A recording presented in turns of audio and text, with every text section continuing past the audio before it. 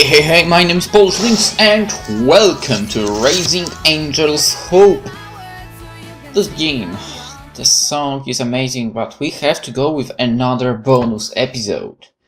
We finished the opening serve, which was episode 1 yesterday. Today we shall go with episode 2, doubles match. I have quick questions before we start regarding episode 1. Did Faye join Aries' diet?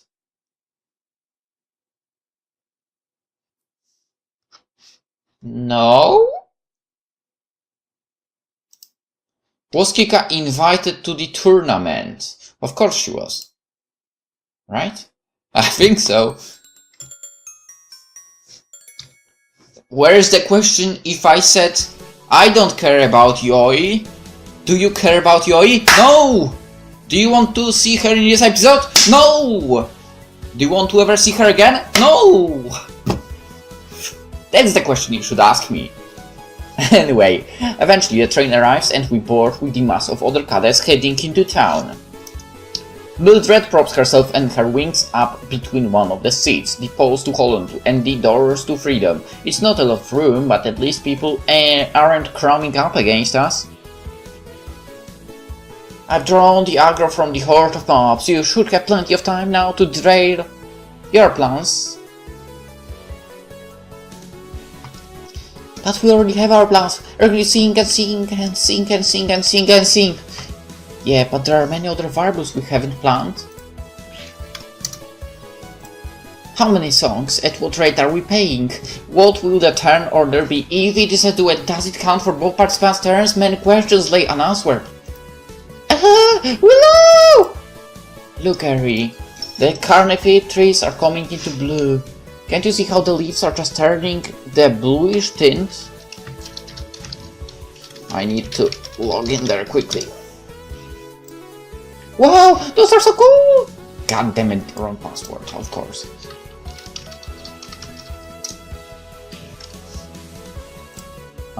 Mute. Thank you. They need the humid temperatures around here to grow. If we were to take them back home, they wouldn't be able to survive for more than a couple of weeks.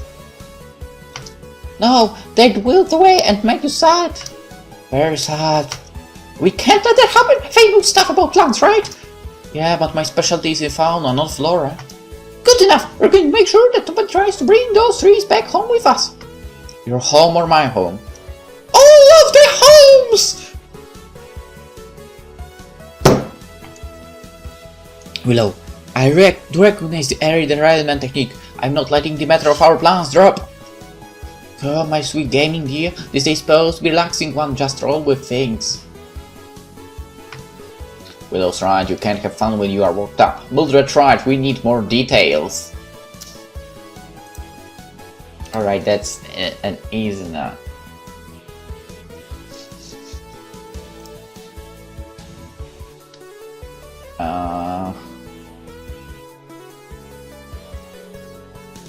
I guess I'll go with Willow. I understand why Mildred might be stunned over all the possible things, but she's right in that it doesn't matter the order of how we think so long as we are having fun. What? It's okay, we're going to have a lot of fun together. Even if things go wrong, we'll still have a good time. You're right, I'm sorry. We're going to have the bestest time. I'm so used to planning every single move in my raids that I forgot for a moment that the best way to do a new instance is going in fresh. If we make mistakes, we will make them together. I'm not sure if that's a good explanation.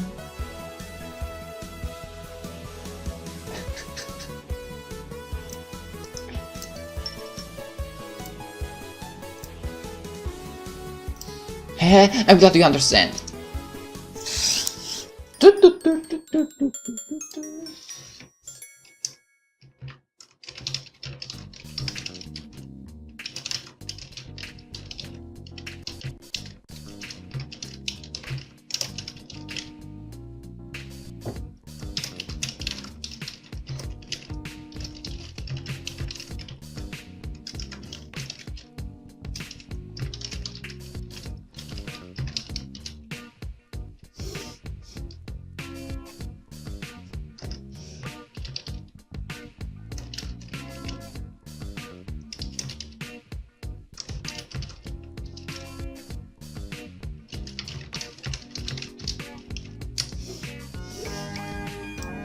A young elven attendant who could barely have just gotten out of the economic sector academy shows us to our room.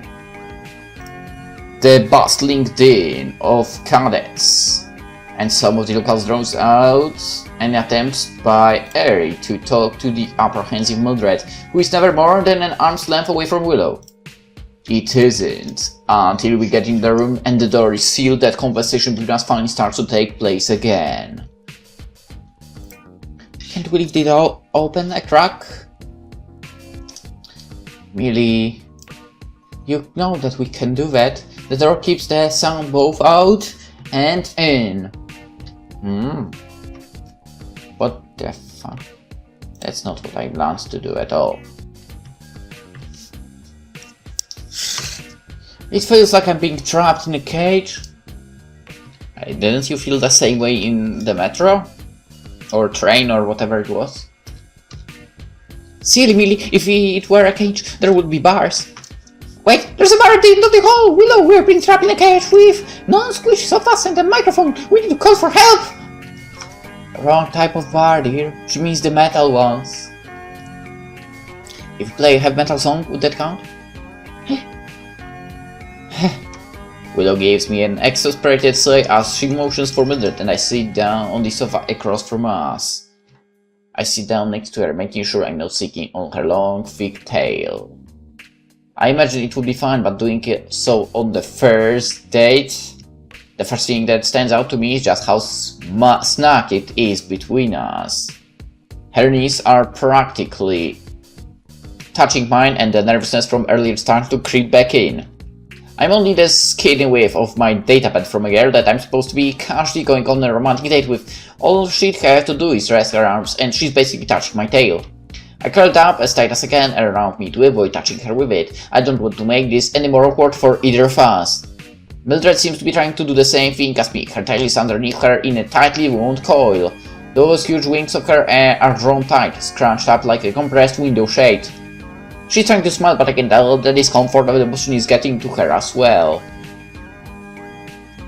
Our friends on the other couch don't have any of these issues. They've got as much room as they could possibly want, but Air is all sitting on Willow's lap. Willow, for her part, seems delighted by it as she holds the song book up for both of them to read. I know they are married and that sort of stumbling is acceptable, but it looks more comfortable and natural than the awkward nightmare over here.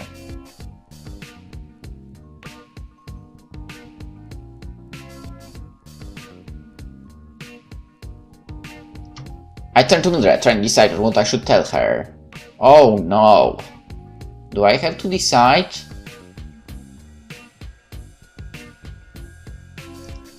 Let's pick out our songs. If you want to search out, that's fine.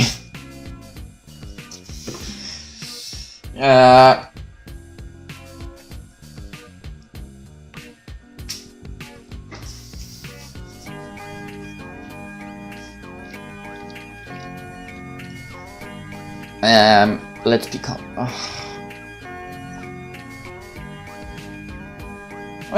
She's okay.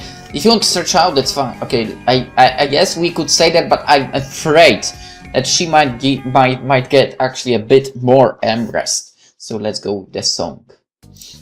There's no point in bringing it up, then we'd be sitting here uncomfortably and the atmosphere would be awkward again between us. See? It's only a little bit of discomfort for a little bit of time. Just a little. Microscopic. It will be getting a shot from the doctor without anything being stabbed into me. Except some guilt as I watch Mildred shuffle around trying to find a position that isn't pinching her wings or crushing the tip of her tail. Let's pick out a song, Mildred. We could take turns, so that way neither of us is sitting on the couch at the same time. Ouch! We should have not said that. I'm fine. You don't look fine. This is nothing compared to some of the cages that I was forced into as a slave. There were a couple where I couldn't even move a single muscle. You were locked in a cage?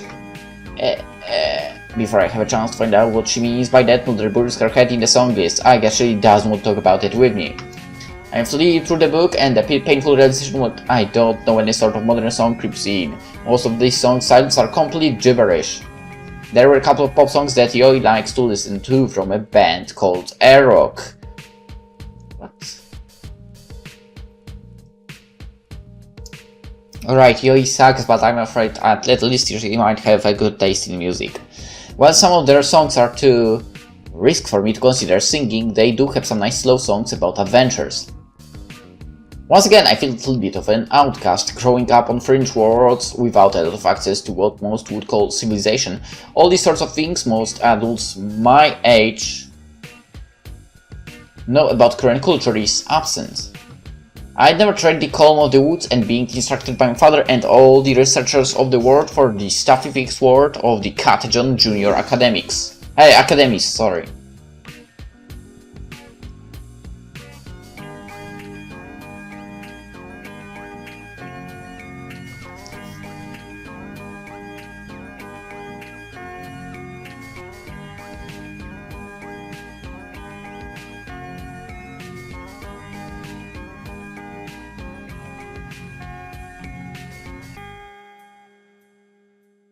So, okay, I had to answer to this, sorry about that.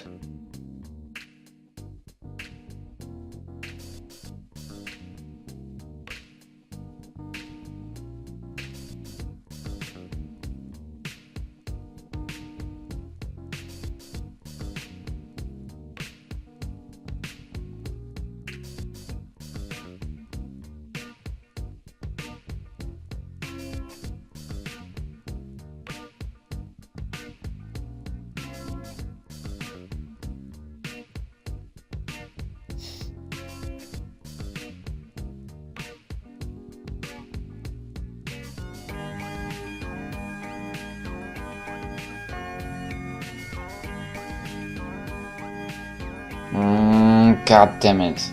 Edit. Sometimes T9 doesn't make any sense.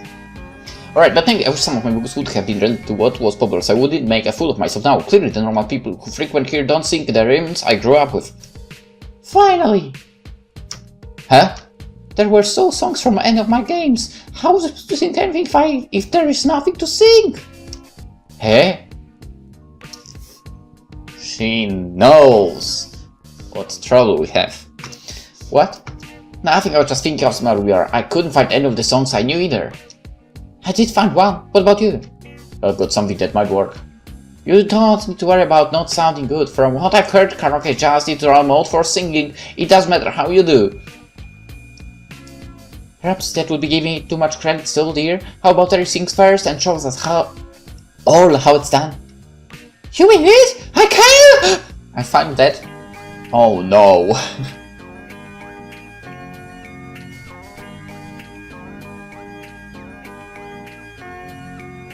Arya flings herself out of Willow's lap, knocking over the unsuspecting woman over.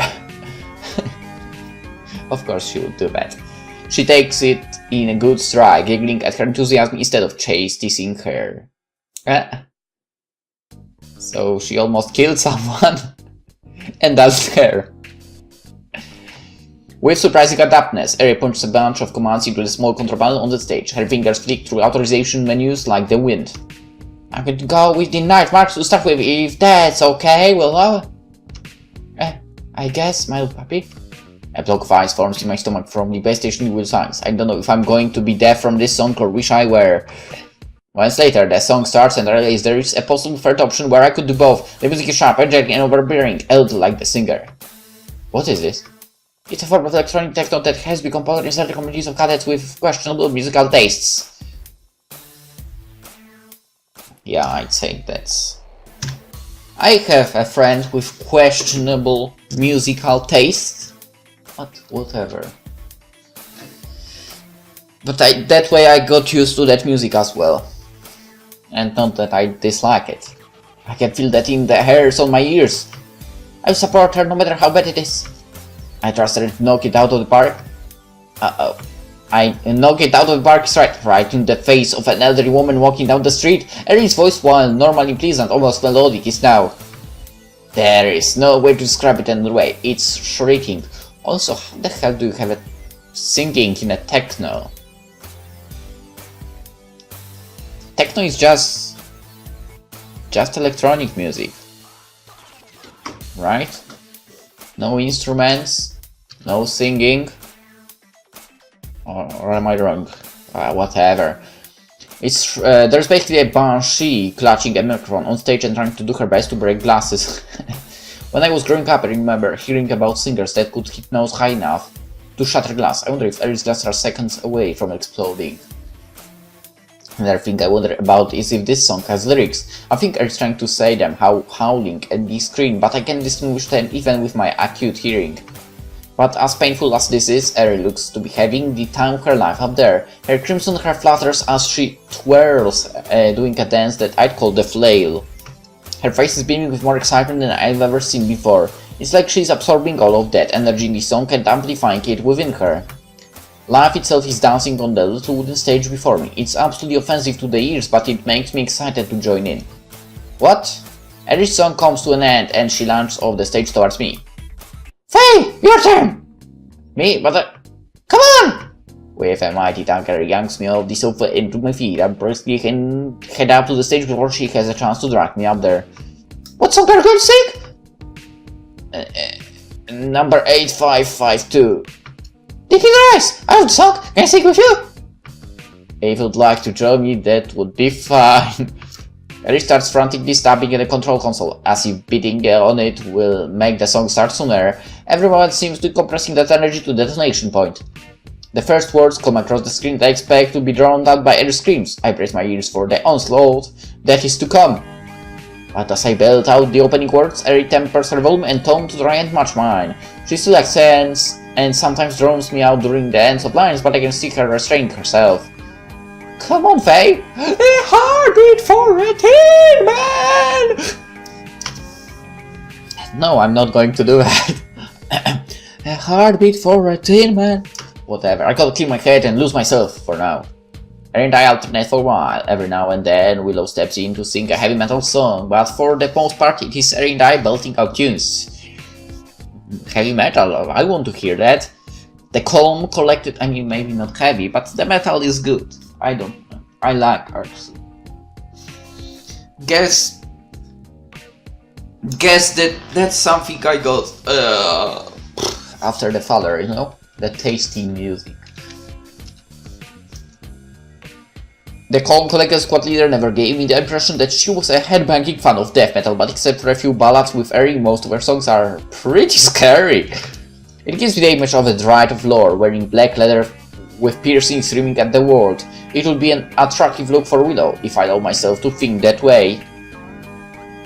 But speaking of that music, Brutal Legend. The game has the soundtrack, the best soundtrack probably of all the games. Because of all the, well, also metallic songs. I think there's some hard rock as well there, but yeah. Anyway. Willow orders snacks as our time and energy begin to run out. Mildred orders soda that is more concentrated sugar than drinkable with liquid. I'm not really fond of sugar sweets with my throat being so parched from non-stop singing, but those mini stick tacos sound like they could hit the spot. I need some tacos now. Could I get the water and an order of the mini stick tacos? Perfect choice, that's her favorite when she's not being forced to diet. I shake my head, crushing the puppy's spirit. I'm not going to risk that by protective wifery. Very well, I have put in the orders. I believe we have time for one more song. Oh, Minnie has to sing. I'm fine without singing. This was a game that was best enjoyed being a spectator. Seeing Faye wiggle her tail in time with the beat was adorable. I wonder if anyone has made a tail-wagging music game. You can't escape it, dear. You have to sing at least a single song before we leave. Do I have to really sing in front of you? Sing! I'd like to hear you sing. It can't be any worse than my rusty performances. Farewell, I shall perform my song for you, Faye. Whoa. Oh, does that mean I have to go?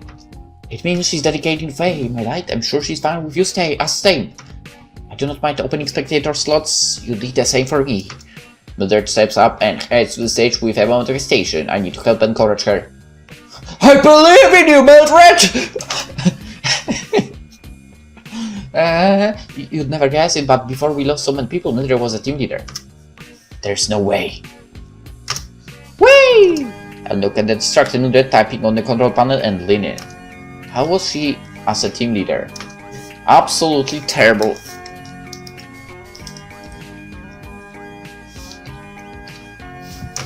I'm not very surprised. I didn't want the position, so it was a good thing. Eep!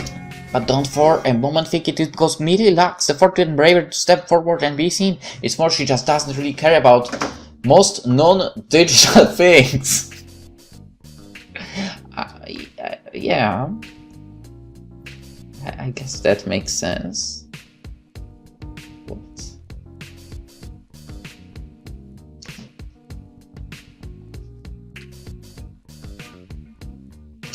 But today, well, I think she's got a one-tailed reason to care. Ooh, oh, that's a nice actually background.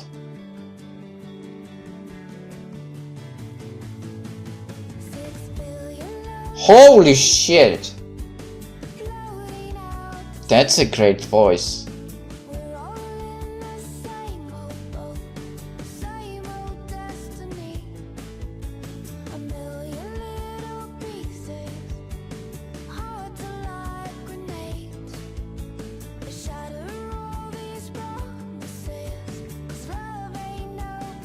I just want to listen to that now. Those normally inattentive eyes of Mildred are focused on me with a blinding intensity. For the first time today, I see that laser concentration that her dream and possess. And it is all focused on me.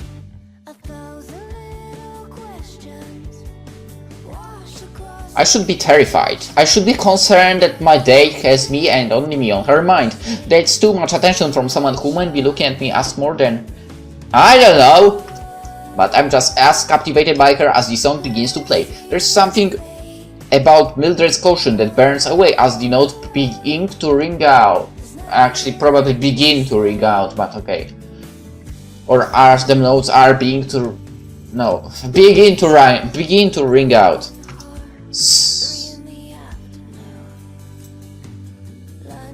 Okay, I won't be reading this. I mean, the song is still playing in the background, right? And it's her voice, I believe. Hopefully. The song has a gentle beat, matching the voice singing it. Mildred flares her wings, once again giving her a backdrop against the red wall. The bright lighting seeming so overpowering when I was standing up there shines like the sun of her swept back horns.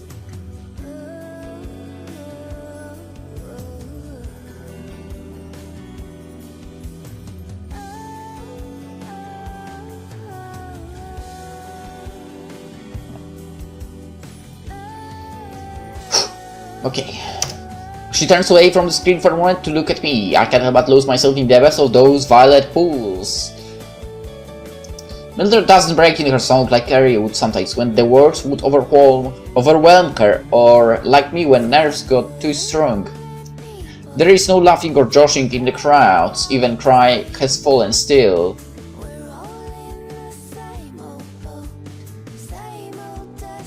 There is no laughing or joshing in the crowds, even Eric has fallen still. Okay. 1,000 little questions wash across her face. Mildred closed her eyes, but her voice doesn't sleep, her words never stuttering. Even without being able to see the screens, she knows exactly what the words are. And what the feeling behind them is. The sorrow, the loneliness, the girl who has been left everything the world shines through. I feel a little envious of her, expected her to struggle, but it's a painful realization that stabbed into my heart, that there is so much more to the beautiful dream that I had never thought was possible when she mentioned my worried foot pattern. If I had stayed home, if I had never taken the chance to see beyond my own little world and climb to the academy.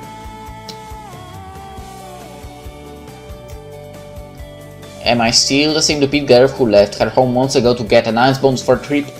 Do I want to be her anymore? She'd never be here on a double date with a clever Tanya, her naive and bright wife, and a Dremon gamer hiding a heart far more complex than I guessed. My old life with nothing but books and animals seems a little drabber than I remember it. Smaller, not bad, and I miss the sleep, just... Am I the one who was lonely? As the song begins to fade, already faded, I tried to clear my head. It was just a song, a very passionate one sung by a singer I underestimated that I can't let myself be swept away. I'm still Faye, Moonfallow, I'm still me, and Mildred is still Mildred. I just... Whoa, that was so many! That was very beautiful. Why didn't you want to sing more? Because I was having good fun playing spectator. Where did you learn to sing so well? It was stunning! Well, come along, my Larry. Let's go get our food and leave these two to their moment. No! Oh, stay here! How Mildred got to be so bloody basic at singing! Oh no! I think it's best if we leave them alone for a bit during this part of the date. But I wanna know! Eric hangs her head in defeat, the vanity of Willow's word ending the conversation entirely. Perhaps Eric has heard it enough to know when it is time to be quiet. Okay, but be quick, we're doing this date together! Ah, that little fella. Don't worry, you have a few minutes to talk without anyone overhearing me. Just keep an eye on the room timer.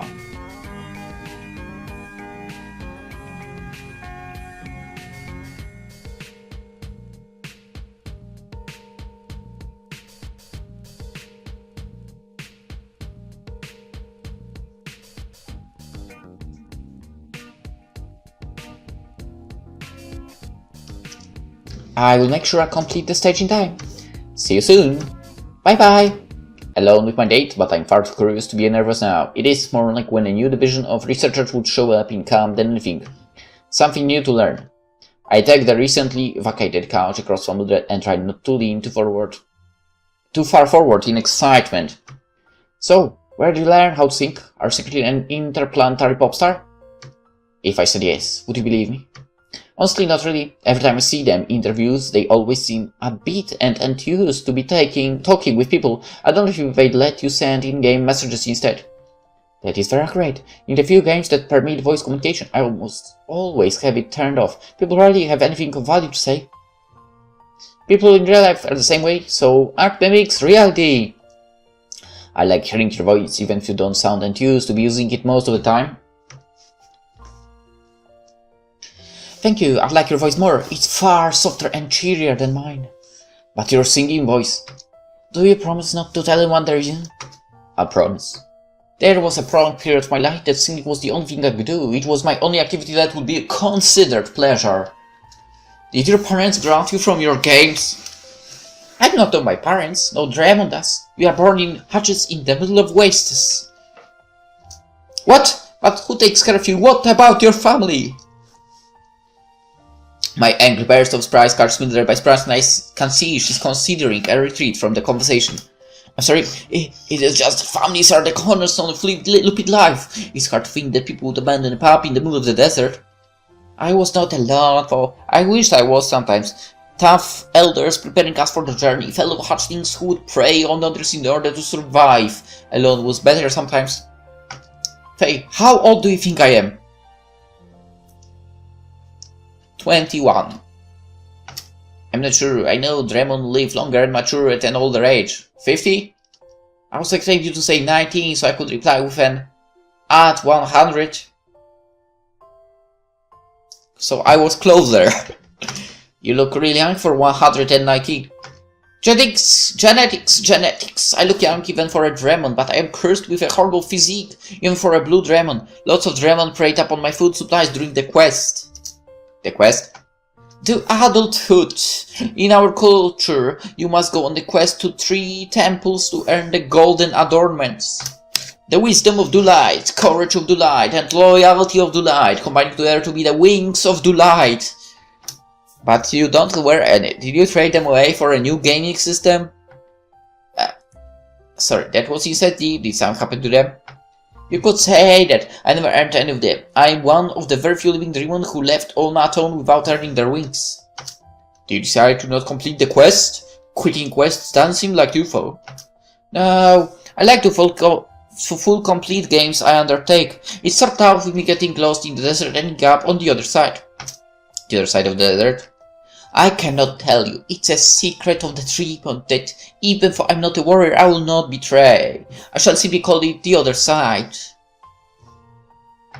The other side. Is there some sort of secret Dreamon training facility in the desert? A weapons plant? This is definitely something that Kika would like to know about. But it is merely secret, so I shall keep my word to her. When I found the way back to this site, I came out into The words stick in her mouth like glue. It takes a moment of swallowing before she's able to continue. A slaver couple. And they helped you get back to where you were going. They were led by a loveable scamp with a heart of gold. Really? I was drawn to a cage that was barely larger than this seat cushion. I could not move my wings, my tail, my limbs, even my head did not have room. We were not given food and just enough water to prevent our wings and tail scales from drying out. They wanted to make sure their merchandise made it to the butchers. No, there's no way there are people that evil in this universe. Really? Faye, you innocent little Faye. Yes, there are. Unfortunately. And unfortunately, we can't get rid of them. Faye, the universe is not a friendly place. In that dark place, in that hopeless abyss, the only thing you would ever hear was cries. For the first few days, I would go to bed hearing nothing but wails. And when I woke up, it was often far quieter. I almost gave up hope of ever seeing the world again. Even in that merciless waste, there was some sort of hope for the future. It was there that I did the only thing that I could do. I would sink. I would take all that hopelessness, press it into a ball and let it out. It was much, but being able to bleed a little bit of that toxin out of me gave me enough strength to not give it. But I don't know what to say. Even after I found my way to freedom, I would sink whenever I had to vent the emotional pressure building up in me. I'd never tell Willow this, but that's why I only wanted to sing one song. The words flashed through my mind. Are you lonely, Millie? Not today. That's why I wanted you to know how happy I was that Willow brought us together, even if I was properly geared for the encounter. Thanks for being with me today, Faye. I'm glad to be here. If you don't mind me asking, how did you escape? Rather silly, honestly. The Butchers brought me into the slaughter pen to finish the fight, but they got into argument. They made the rookie mistake of taking their eyes off me. I was so steamed at the time that the bindings fell right off me. Without a moment's hesitation, I sprinted for the nearest airlock and battled myself into space. But that would have killed you. I thought it was better to die in space than to die from a messy clever hiding my body part. I got caught in the wash of the ship as it made that shift to the void.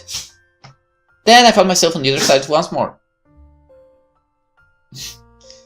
Then what happened? We ran out of time to be in this room. Maybe I will be able to tell you another time. That's not fair! Sorry, Faye, don't worry, for I'm turning it into my very own dependent video game. I'll sell you a discounted copy. You are a friend of mine. I don't want the discount. I will give you the full... I will pay the full price, Mildred. That's how it works between friends. Huh. From that smile on her face, I'm suddenly reminded of Willow. Mildred built me up just to leave me hanging. I'll get the answer from her someday.